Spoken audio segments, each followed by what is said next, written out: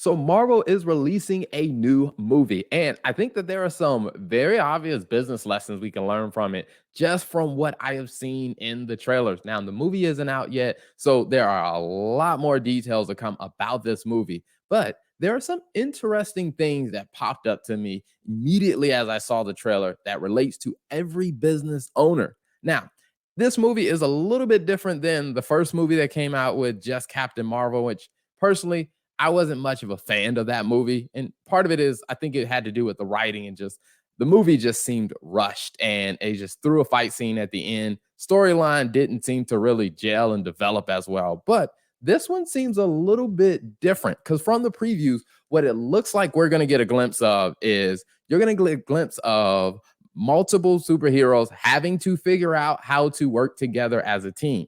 You have a young superhero who is absolute optimism and is really expanding and taking them into aspects or opportunities or situations that they haven't been in before. You have Captain Marvel, who was in the first movie. I mean, absolute brute strength of being able to execute and get things done. And then you also have a character as Monica Rambeau, who appears to be the one that's figuring things out, kind of bringing things together, thinking through things on a different level or a different perspective.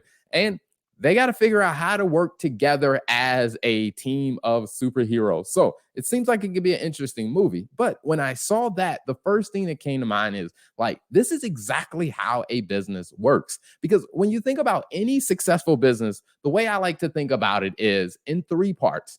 A successful business is going to have three core parts. There's money and compliance, execution and operations, brand and growth. Now, branding and growth is going to take you into new opportunities. It's going to explore like developing relationships, getting your brand out there and being able to generate the sales that your business need, like getting new clients, all about new opportunities and maintaining and enhancing the experience of those customers you already have. The execution and operation is about making sure you actually have a product that you can deliver. And when it comes down to having a product you can deliver, what tweaks do we need to make to it and actually getting the product or the service to the customers who are paying you for it?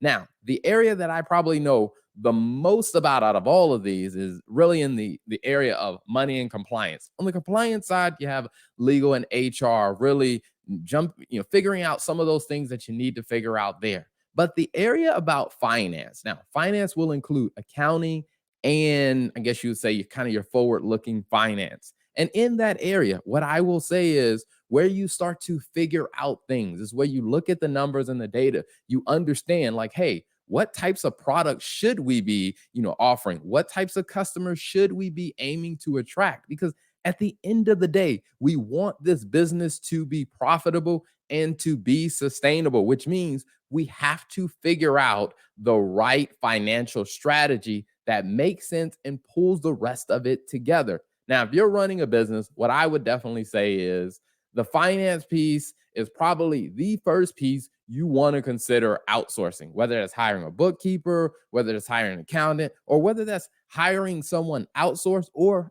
bringing someone in-house, because there are so many businesses that have phenomenal branding and growth strategies. They have phenomenal execution, but they have very poor financial strategy, which means the business probably will struggle or the business will never achieve the things that you want. Now, the thing about it is, if you have a poor financial strategy when it comes down to your business, if you do not fix that, eventually you're not going to have the money to do the branding and growth strategy. You're not going to have the money to do the execution and continue to manage the operations. So you want to make sure that you are good to go in all these areas. And I'm telling you, do not overlook the value of a quality money and compliance strategy.